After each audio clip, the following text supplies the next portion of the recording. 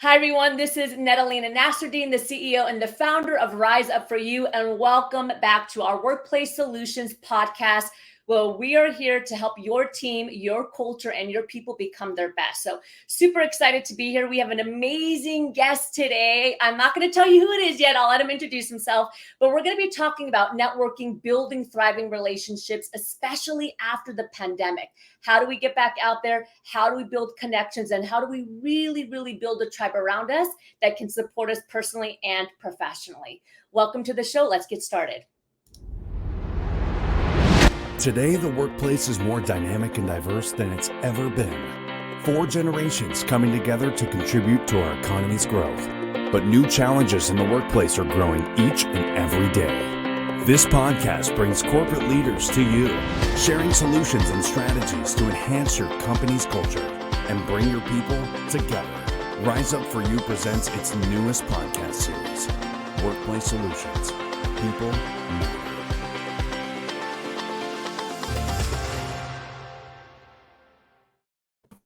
All right, welcome back. And we are with Wing Lam. Thank you so much for joining us today. Thanks for having me. It's always fun to be, with friendly faces that are in the business world and see how to make it better. Thank you so much. Well, I've been really looking forward to speaking with you and meeting you. So I'm very honored and excited to have you here. So for those of us that are not familiar with you, brag a little bit. Tell us who you are, what you do. Well, I started Wahoo's Fish Taco back in '88. Next year, in a few months, we're going to be celebrating our 35th year in business. It seems like yesterday we started with a little taco shack. Now we're close to 60 stores across the United States. Wow. Farthest east, New Jersey. Farthest west, Tokyo, Japan. So it's been a fun ride. Really? I didn't know you were in Japan. That's amazing. One of my favorite places to be. Awesome. Well, you obviously have done very well for yourself and have built a franchise and an empire that, gets to feed our bellies across the country and in different countries. I guess my question for you is, and I'm happy that we're going to be talking about networking, is something like that can't be done alone. It takes a lot of relationships, a lot of connections, a lot of getting out there, meeting the right people, and just building nice connections that are fruitful in relationships. Can you talk to us a little bit about the importance of that and how that's kind of helped your journey as an executive and also an entrepreneur business owner? Well, I would say that back in the day, as a one shop, startup, everybody was way bigger. I was like the little guy, and a newbie in the fish pond. So I kind of figured, it's always if the big guys can accept you into the tribe or the group, then everybody else will hopefully kind of like let you in, right? So I started by asking my customers, which they work for all the surf action sports brand. The biggest one at the time, it was Billabong and Quicksilver. They immediately kind of took me in and said, "Hey, we like your little place. It's a good place for us to hang out at lunch." And I started asking questions. "Hey, could we do this? Can we do that?" And they're always, "Yeah, sure." So once we kind of got the first one or two little, I call it events going with them, the rest of the brands are like, "Hey, if you're good enough to do it with them, maybe we can do it with you." So slowly we started picking up all the surf, skate, and the snowboard brands. So as that kind of grew and I became a part of the tribe, everything that happened around me in terms of you're going to have a surf contest, a snowboard contest, any kind of video premiere, trade show, anything that happened, there was going to be food and beverages at the event. So I said, "Hey, if I don't mind helping out, right?" So they're like, "This is like really cool because Wing is personally going to be there." And in the beginning, I was just, I call it the dishwasher, right? Nobody knew who I was, but I was always there. Now you fast forward it later, goes, "Well, is Wing going to be there?" Because it's one thing for me to send my team with the food. It's another for me to be present because it's just that quote unquote celebrity status because the comfort level of seeing somebody for 35 years, right? So what started out as me, "Hey, can you guys help me out?" Along the way, all the new startup companies like the Volcoms and all those are part of the second generation. So as they started moving, I said, "Hey, let me help you guys out." And they looked at me and goes, "Whoa, you're going to help us out?" And in my head, I'm like, "You used to work for this company, that company. So why not? Because now I'm ahead of you. You're the startup, but I've been in business 10 years. I've been in business 20. So it's always this paying forward kind of an attitude. And that's what really networking is if you're in a position to help somebody out, try it. And if somebody's in a position to help you out, they should. So it's always this kind of like giving and taking, right? But as long as you're always living up to your end of the bargain, whatever that is, right? For me, it was always food. And sometimes it was food and beverage, right? So I always said, yeah, sure, let me come in and see what I can do to make it better, right? Yeah. So as long as you can, so think about all the products and services we're all trying to sell. At the end of the day, trust me, there's not one insurance company out there. There's thousands. There's Yeah. thousands of attorneys. There's thousands of restaurants. There's thousands of any one of us in any one category. But why me? Because I was the one that said, let me make it better, right? And if you can do that, word will get out. Goes, oh my God, our event was good, but when Win came, it got better. Yeah. And think about that for a second, right? So what we're all selling in our own, like an attorney. Well, there's 1,000 attorneys out there in any category, but why you? Because one, I paid a little more attention. I actually, took care of my client's needs. I actually delivered on what he wanted, right? Yeah. And when you can do that, you're automatically going to get referrals. You don't need to ask for them. They're going to tell you, oh my God, and people that show up to these events, like any networking event, they're going to see you there. They're like, oh my God, that's the guy. And he did this at that golf tournament. He did this at that gala. He did this at this premiere. So you're always going to get the referrals without even asking for it, as long as you're delivering on what you're asked to do. Yeah, it's interesting. Everything that you're saying is really, I think, valuable and important. And it's really about intention, right? What's the intention? I think especially today after the pandemic, we're seeing like two things happen. First, people are building relationships less because they're working from their computer and they're not getting out there, and they're just trying to build the relationship through an email or text, right? Which doesn't really serve us. But then the second thing is going to a networking event or trying to build relationships from a very narrow perspective. And I remember my first career, I was a performer wing. I used to sing and dance around the world. And my director used to always say, it's not about you. It's not about you. You get on the stage and you figure out, what does this audience need? And how can I serve this audience, because they're not the same as the one yesterday. Yeah. And that concept is exactly what you're saying right now. It's like, how can I make this situation better? And how can I serve you? Yeah, absolutely. Like I said, talking to a bunch of females is different than talking to a bunch of guys. Yeah. Talking to a bunch of about 40-year-olds is different than talking to a bunch of 20-year-olds. So you really have to hone in your message in a way for taking their perspective, right? So the way a 20-year-old wants to be communicated is different than a 40. So if you understand that, you're always going to be, oh my God, that person's so cool, because they knew exactly what I wanted to hear, see, and whatever, right? The delivery. So that's what makes us, good at what we do. If you pay a little attention, like I said, to them and not us, because it's not about us, right? It's about them. Because if I make their lives better, I'm always going to be the one getting the phone call. Yeah, and it's interesting because when you come from that mentality, then naturally everything comes to you, right? It's like you give and then it just it just happens. That's fantastic. So we've talked about this idea of, serving and giving. Is there anything else that you would say, again, especially since the pandemic, because I think people have a little bit of anxiety going back out too. Like I've seen in networking events, people almost forgot how to socialize in some way. So is there anything else that you would say that can help build those relationships and connections in a positive way? Well, in a good way for us is like when the pandemic started, it was all about survival, right? Because literally, I don't know about your business, but our business and quite a few of my friends, we got hit, anywhere between 50 to 85%, down overnight. Like within 2 days of them shutting down, like all California from Wednesday to Friday, literally it was like off a cliff. I mean, it became a ghost town. So, we had to retrench, lay off a bunch of people, furloughed, and then we still had supplies left. And I said, okay, we can only send so much with all the employees home. So we decided to, hey, let's go out and deliver products to our, frontliners, the hospitals. So we did that, but we were out of money. So then I'm like, what, let me call all my friends that I know have money that are sitting on the sidelines because everything got canceled. So Charles was one of the first guys I talked to from Anthos Roof. And I go, hey, what are you doing now that there's no golf galas, there's nothing going on? And Charles like, we're all sitting at home. I'm like, come out with me. And Charles goes, are you out of your mind?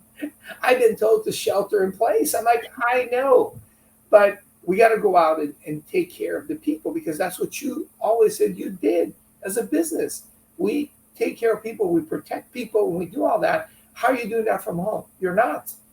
And very reluctant, Charles came out. My friend from Yogurtland came out. My friends from Monster Energy Drink. All my friends that were like sitting on the sidelines. They said, "You are crazy." But what's the worst that can happen, right? We're all going to be safe. We had masks, gloves, shields. We had everything, right?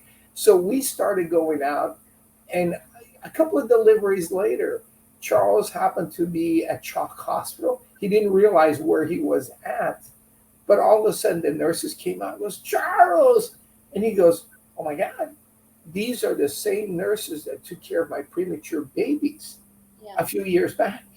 So all of a sudden, light bulb went on. Goes, "Oh my God, I can actually say thank you for you basically taking care of my babies." And it was totally unexpected, right? But it happened because I said, it's going to click. And from that moment on, it clicked. I'm like, oh my God, we got to go take care, because if these nurses took care of my babies, how many other nurses in Southern California took care of other patients, other babies? There's thousands of them across Southern California. So all of a sudden it became this movement, and it wouldn't have been possible without the media partners. So KLOS, KTLA said, hey, there's nothing going on, and we're tired of just talking about the negative. Yeah, exactly. People dying, the people getting COVID, all that, because there's a little light, a little silver lining here, where you guys are crazy enough to go and take care of the hospitals. So let us give you a platform and talk about it. So all of a sudden everybody goes, oh my God, we're actually getting free publicity. And I said, there's nothing else going on. So it was a byproduct of us going out as a team, networking. And the side effect was everybody was able to reopen their stores. Yogurtland was down to nothing, and they slowly started reopening. Antis was able to get all the roofing guys out to service the community because the rain didn't stop because of COVID. Right. But all of a sudden, they became top of mind because everybody says, hey, I just saw those guys on TV. I just heard them on the radio. We should call them because they're out doing things unlike everybody else is sitting at home. So all of a sudden, we started getting busier as we're out making deliveries to the frontliners. So it was one of those where we lost 5 stores at the beginning of the pandemic, but I kept 5 additionals from going under because just the little deliveries kept the employees working. Yep. So everybody got to benefit in a way where we're not making money, but we were preventing stores from shutting down, additional employees from being laid off or furloughed, right? So everybody in the group got a benefit that they were not expecting. And you fast forward it 2.5 years later, the amount of publicity we generated in this last 2.5 years is more than most companies, including Charles's, than they had ever done in 30 years in business, because they were never on TV before, they were never on the radio. But here we are on a weekly basis promoting, our businesses, and we didn't do it to say, hey, look at me. We just said, hey, look at what we're doing for the community in the absence of anybody else doing anything. So if there would have been a normal period, there's no way in the world we would have ever even come close to the amount of publicity we generated, because we would have been one of 1,000 companies going out and doing something. Yeah. But when everybody is sitting at home doing nothing, we're the only people crazy enough to go out and do something. And that's what usually happens when you have a monopoly.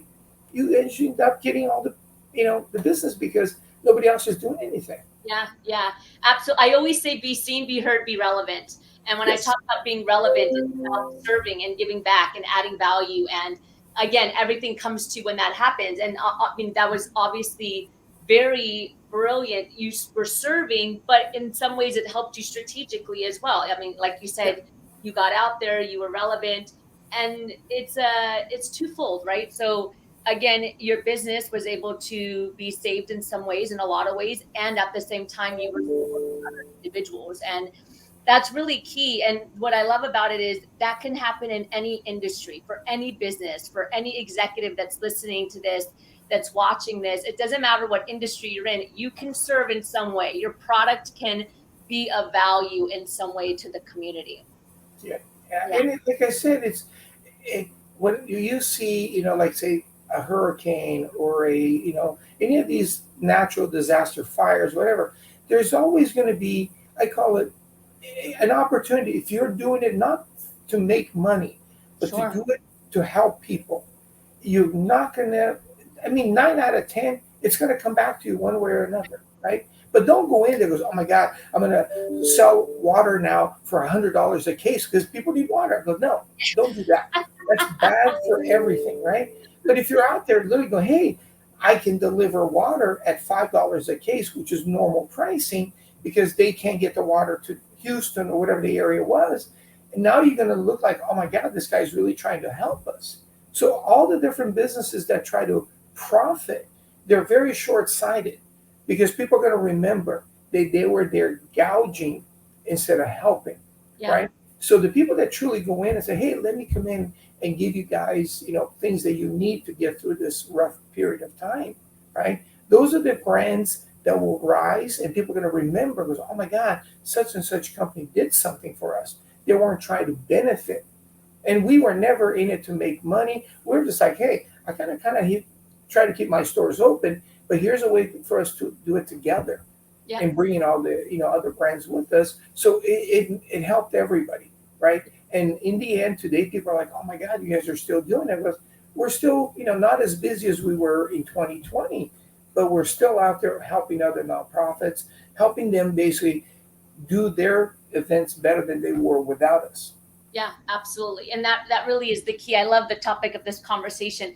I remember honestly when I first built my business and I was not making any money, it was like my first couple months, I started supporting nonprofits. And I remember quite a few people were saying, you're not even making any money. Why are you doing that? And I'm like, it's not the point. It's just like that. It's that mentality and that understanding of I'm just going to give no matter what. So I'll do my services for free, even if I'm not making money yet. And it's a habit that I want to be a part of, right? And it's something that I think is really important to building relationships. And it's funny because before we started this interview, I was thinking about networking and relationships. And I started to think back at all the people that helped me, that gave me a chance when I first started, when I didn't have a name and I didn't have any clients, and those companies that said, we're gonna take a chance. And it's just that concept of building those relationships and serving, and then people do the same thing back for you. Yeah, it's always, I always think the paying forward, because it's pretty easy to see a linear transaction. I'm only doing this because I'm getting this, right? It's really easy because you can see it. And you're like, okay, those people are not doing it because they can. They're doing it because they're getting something. That's the only reason they're doing it. Yeah. Whereas if you are in a position to where you're doing something because you can and not really expecting anything in return, then all of a sudden the circle comes back around and all of a sudden all the stuff start coming your way. And you're like, oh my God, how did all this happen? And you forgot that you did this. You know what I mean? Like you said, the karma does come back around when you do things in an unselfish, way. Because you can. You're in a position, again, whether it's your time, your money, your resources, whatever it may be, that you're in a position to donate or help with, it comes back tenfold. So I always look at all of us in our group, and not only the amount of business we were able to generate to keep our stores going, but the amount of PR, and also there have been some really fun events along the way. And Charles and I always laugh because he'll call me out of the blue and goes, hey, I'm going to go to this event. And I'll pick up the phone and goes, well, go check in over here first. And he goes, why? He goes, well, my friend is putting that event on. And he's like, you're kidding. And all of a sudden he calls and goes, you weren't kidding. Here we are having dinner, having cocktails and all that. It was unexpected. And I said, well, that's because we don't know what you don't know. But I've been doing this for so long that there's hardly anything that happens around us that there's one of us that's like, oh yeah, my buddy does that, my buddy does this, and it's always more fun to be at the front of a concert than, the last seat in the house, right? It's the same concert, but the experience is completely different, right? Yeah, absolutely. I love that. Wayne, thank you so much for joining us. It's been an honor. I'd love to jump into the power section of the interview, which is just a quick few questions. So yeah, the first is, if you were to leave this world tomorrow, what's one golden nugget you would leave with us? We started this whole thing is just give, like lend a helping hand because it's the right thing to do. Yeah, I love Don't that. do it because, right, there's any agenda. It's just the right thing to do. And then see Yeah. what happens. Absolutely. Here at Rise Up For You, we're very, very big on values, personal values as team members and also as a company. What's one value you would say is a non-negotiable for you? The thing is, your word. No contract is going to hold you accountable if you don't want to do it. There's nothing in the world that says, hey, you got to do this. If you don't want to do it, you're not going to do it. So live by your word. That's all. Shake hand. You don't need contracts.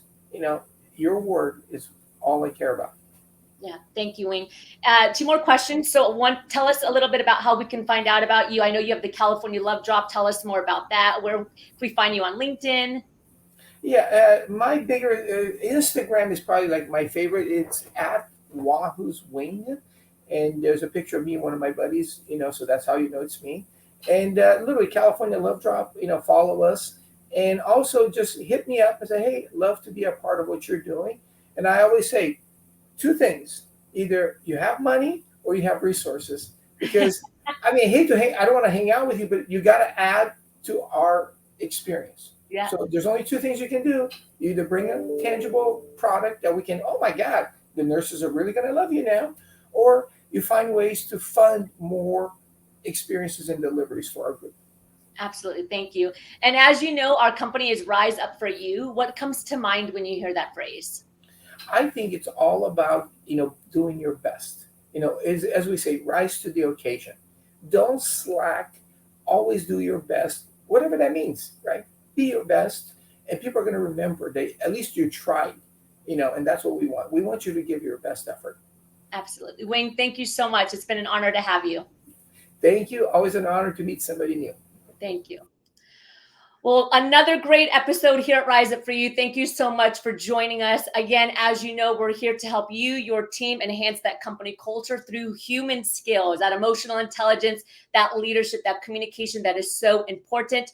Don't forget to check us out at riseupforyou.com. We do offer a free demo training to any company that is seeking support, and we would love to be your partner. Thank you again for joining us, and we will see you next time.